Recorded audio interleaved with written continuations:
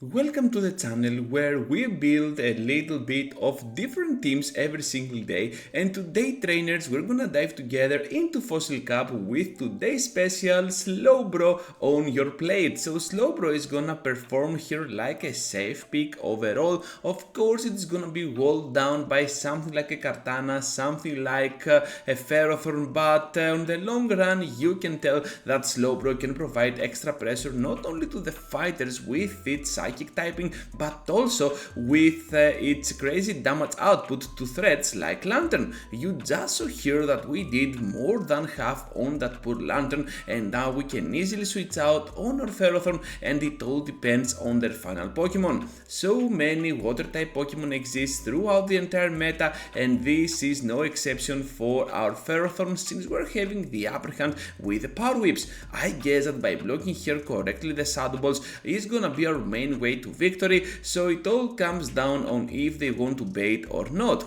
So on this incident I decide to go for another shield because I'm almost there to another bullet seed for that power whip bonus, and since we can get there fairly fast I decide to go for some extra farm, go for the power whip to finish them off, and now before they get to a move I can easily snipe down the remaining HP that Lantern is having with my Ferrothorn. Into the next game now, Quagsire against the world, and yeah, I forgot to tell you, Shadow Quagsire is gonna lead the team pretty much effectively without Aqua Tail. You need this Pokemon with Mud Bomb at all costs because it is gonna give you some extra coverage against Poliwrath, and with this team you definitely are gonna need that extra coverage for sure. So with Ferrothorn getting now to those Power Whips, we have to block the moves, and this is what I enjoy about Shadow Quagsire. You need to use this Pokemon as a Shadow because even up against a Ferrothorn you can actually threat it down to 0 HP with your Mud Bombs. So you can tell here that we are already there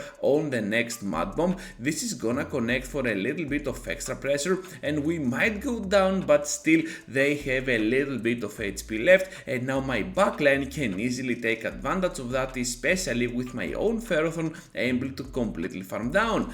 My opponent now gets into their Poliwrath, and before they get to a charge attack here we might get the chance to go for a double power whip, which is pretty great. The second one is definitely gonna connect. Let's see now how much damage we can do. The answer is enough, so down goes a nice chunk from that Poliwrath. However, they back out with a little bit of extra HP and energy, so in the process we get one-shotted down by the Thunderbolt, and all we have to do is to go for the power whip once again to one-shot down that Lantern, and most probably we can have a chance over Poliwrath, but till then they got the Ice Wind. The battle is definitely not over yet. They survive with 1 HP, and that is gonna be a close one for our team. Into the next game now with another Ferrothorn up in front. Once again we're gonna stay in. You saw before that we did not have the best instances to win this battle, but still it was pretty close. It really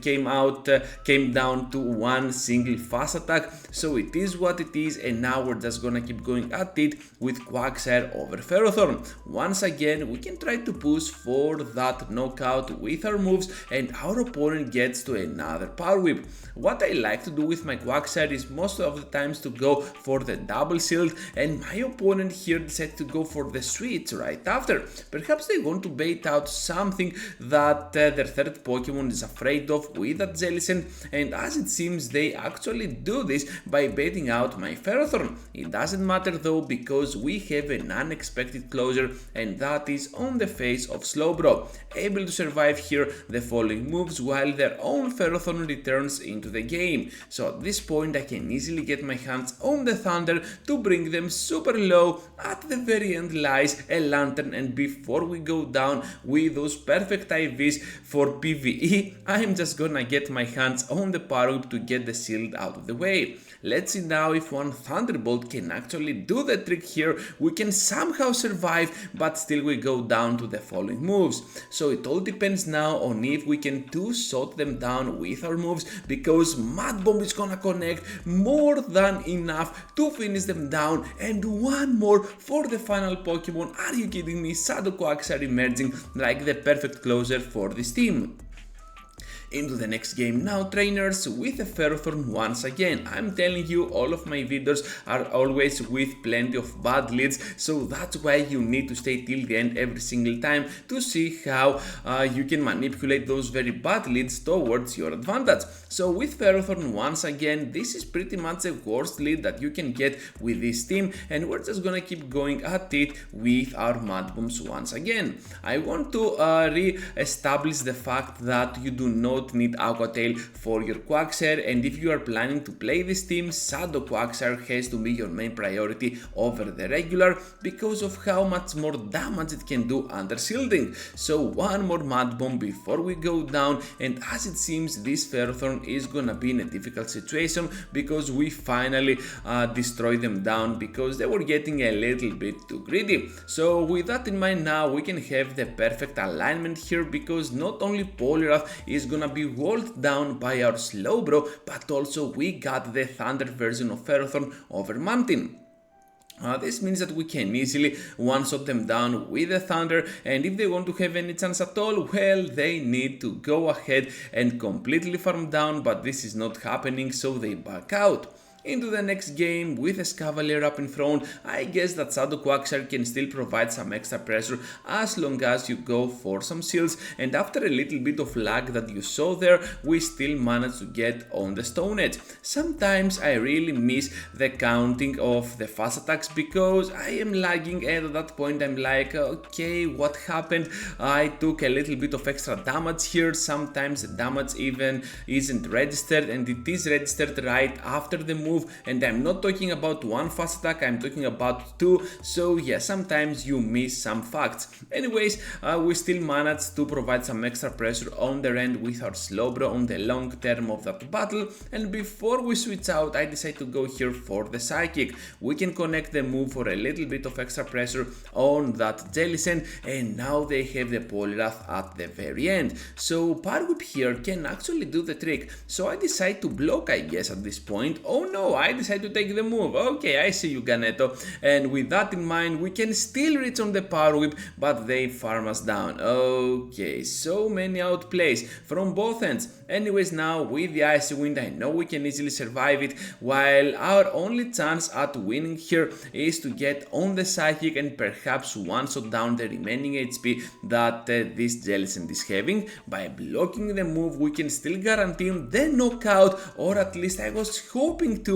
because my opponent gets to the charge attack since they survive, and of course we go down to the Shadow Ball. Into the next game now with the Jellicent, this time up on the lead. So Mud Bombs are gonna be our main priority here. We can throw them at a very decent pace, always outspeeding that poor Jellicent. So I'm not gonna switch out at all, and as you can see, this team always relies on Quagsire up in front. Most of the times you do not want to switch out. Even against grass types, you always have a chance with your Shadow Quagsire. So overall, in reality, you have no clear safe switch for this team. Most probably you want to rely on alignment, especially when everyone is having a Poliwrath at the back.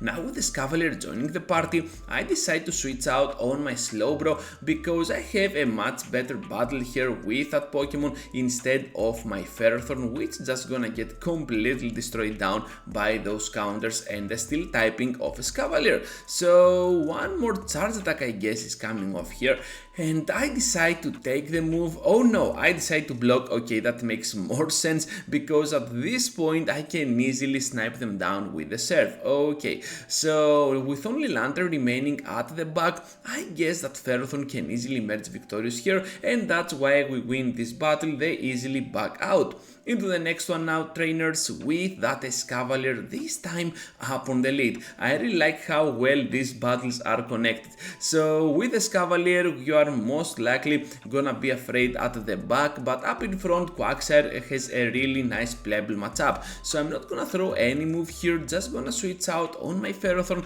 since I can easily take both of them shields out of play, and with those shields out of the game, perhaps my other two Pokemon can take advantage of the shield advantage advantage and of course emerge victorious over whatever the opponent is having. So Shadow Ball here will knock us out, but it doesn't matter, still I will return now with Quagsire, go for one extra match shot because it is a much slower pacing move than Bubble, and now we have the chance to two-shot them down with the second move, and that is Mud Bomb. Down goes Jellicent, absolutely awesome. Stone Edge here before anything weird happens, and I'm expecting the almost knockout at this point. Down they go by sniping them with a confusion. Lantern comes into the game and we are lagging a little bit extra. Doesn't matter, seems like we passed through one whole confusion and this can be actually a game changer. More lag to come here, but it doesn't matter because Psychic is gonna take the shield out of play. My opponent gets a little bit too greedy here and now they press the move, which means that we can meet them on the CMP, and this is absolutely huge for us. They're gonna get on the surf and right after I'm just gonna get my hands on a single mud shot and take this victory as it seems. Into the final one now as we're getting the ultimate lead for our team since we're getting a Shadow Magnezone up in front. So my opponent has here a Jellicent and we also managed to catch the surf on that Ferrothorn. Absolutely awesome, if you ask me. This is the ideal scenario that you want to be in because you resist pretty much anything by that strategy. So by getting here to the Power Whip, we're just gonna try to destroy them down with the one shot.